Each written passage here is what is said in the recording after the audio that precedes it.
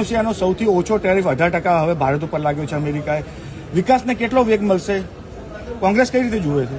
જે રીતે દેશના વડાપ્રધાન વારંવાર વિદેશની મુલાકાતો કરે છે, જે રીતે ભાષણો કરે છે અને ટ્રમ્પ મારા મિત્ર છે એવી જે ગુરબાંગો ઉકારવામાં આવતી હતી, એની સામે ટ્રમ્પ જે રીતે ભારત દેશને ટ્રીટ કરે છે, વડાપ્રધાનને તો ભૂલી જાઓ, કદાચ એમની પોતાની કોઈ એવી એ નહીં હોય, પણ ભારત દેશને ટ્રીટ કરે છે. ક્યારેક ટેરિફ વધારી દે છે, ક્યારેક ઘટાડે છે. પાકિસ્તાન સાથેની સિંદૂરની વાત હોય તો કે મારા કહેવાથી યુદ્ધ વિરામ થયો, મારા કહેવાથી આમ થાય છે, મારા કહેવાથી વડાપ્રધાન કામ કરે છે. હું માનું છું કે આ દેશ માટે ખૂબ ખરાબ મેસેજ જઈ રહ્યો છે દુનિયામાં.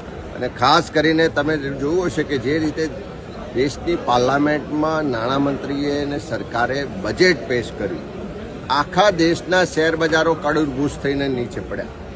આખા દેશના લોકોને ચિંતા હતી કે આ ભાષણોથી હવે દેશ કેવી રીતે ચાલશે.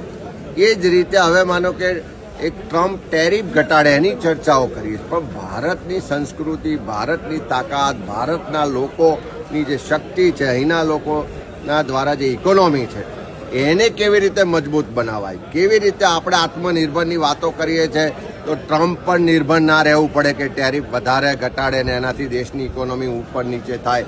ત્યારે હું માનું છું કે વડાપ્રધાને ખાલી ભાષણો કરવાને બદલે, ખાલી મિત્રતાના ફોટા પડાવવાને બદલે દેશની ઇકોનોમી મજબૂત થાય.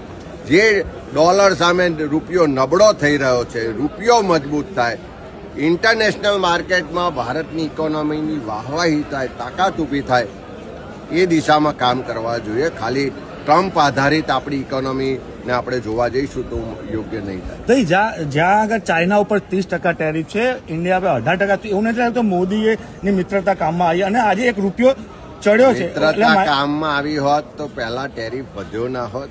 અને હજુ તો આ જુઓ, આ તો દુનિયામાં મારા એવા શબ્દો ના વપરાય, પણ અમેરિકન પ્રેસિડેન્ટના જે છેલ્લા થોડા સમયના નિર્ણયો છે, જેમના બયાનો છે, અને જે રીતે ભારત સાથે વર્તન કરી રહ્યા છે, વ્યવહાર કરી રહ્યા છે, એના આધારે જો એમના આધારિત આપણે ઇકોનોમી કે એના આધારિત દેશની વિદેશ નીતિ બનાવવા જઈશું તો આવનારા સમયમાં દેશને ખૂબ મોટું નુકસાન.